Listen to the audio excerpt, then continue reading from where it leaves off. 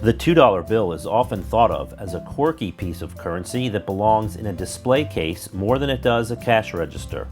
But if there's one other monetary unit that rivals the $2 bill for its limited usage and the misconceptions surrounding it, it's none other than the half-dollar coin. Although it takes 4 of these 50-cent pieces to equal the value of a $2 bill, the two items stack up as mostly equals in other areas. For one thing, each of them are frequently hoarded because of a perception that they're rare or collector's items. They also share a common bond in the gambling world. The $2 bill being associated with bets at a racetrack, and the halves once used for 50-cent antes in the poker arena, as well as a way to pay off the odd amount of a blackjack win. You may also find that both items are hard to get at your local bank, although on this particular visit, a hidden camera shows I got one and not the other. Hi, do you have any half dollars? I do not. No half dollars at all? No half dollars. How about $2 bills? Do you have any $2 bills? 2, 4, 6, 8, $10. You know, I'll do a withdrawal and I'll take those. It took a trip to a local coin dealer to find out even more about the half dollar. Shop owner Gary Tanser started off with a history lesson. The first half dollar was minted in 1794. That was the flowing hair half dollar. Those are highly collectible. Typically, these coins trade for thousands of dollars in low-grade condition, and in gem, you could spend up to $1 million for a gem 1794 half dollar. That was followed by the drape bust half dollar and then the cap bust half dollar. This is a cap bust half. They started making these in 1807. This was just a 50-cent piece. This was used as our money. A coin like this goes for around $450. You also had the seated Liberty half dollar, dated 1839 to 1891, and later Walking Liberty half dollars from 1916 to 1947. In between those issues, there was yet another design. These are circulated Barber halves. Charles T. Barber was the designer of the coin, so they call them Barber halves. And people think they're rare, but they're not as rare as you would think because they made millions of every date. They started minting them in 1892 through 1915, but these coins we generally sell for around $8 each. Meanwhile, the $2 bill was going through different versions as well. The first federally issued two arrived in 1862. Through the late 1800s, you also had a variety of legal tender notes, silver certificates, treasury notes, national bank notes, and as of 1918, a Federal Reserve banknote, which was the last of the large-size notes before the 1928 bill came in a smaller size with a red seal and serial numbers.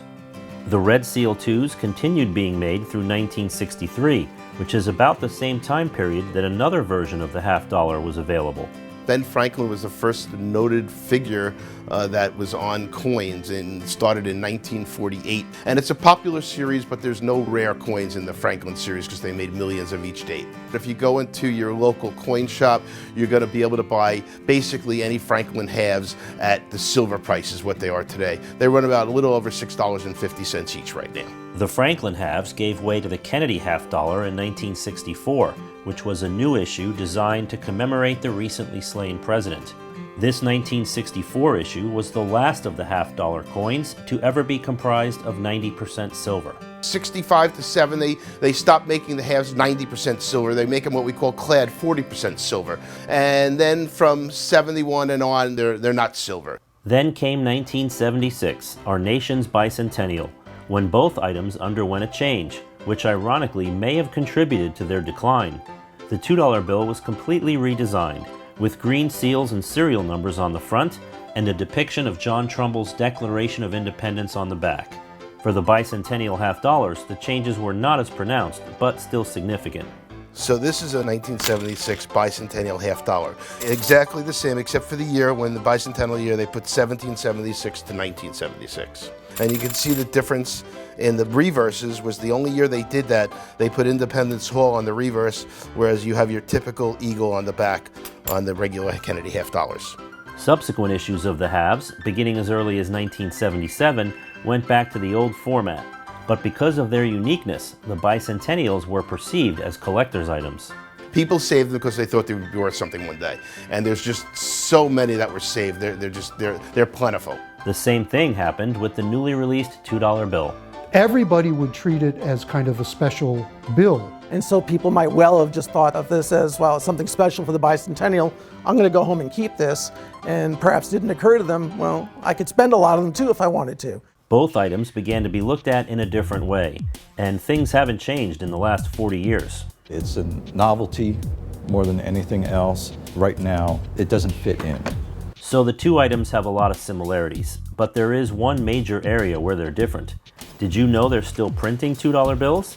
The last batch as recently as 2018. But since 2002, half dollars have only been minted for collectors.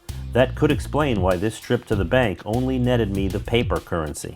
That doesn't mean you can't still get them though. You can order them from the banks directly, and they will get them from the Fed, and you can get, rolls of half dollars still. You could still use them as money, but I guarantee if you walked into a Target, they'd give you a double look to see, well, what's this? They wouldn't know what it was. The same thing might happen when you try to spend a $2 bill, but according to Gary, they do have more sentimental value. A $2 bill, they get one, they're more likely to save that, give it to the grandkids as a present or something like that. We have packs of hundreds of them in here, but they made so many of them, they'll never really be rare, but they're cool just to have. So which one of the two items do you prefer? Which one is more practical? You can share your thoughts about either of these two denominations in the comments below.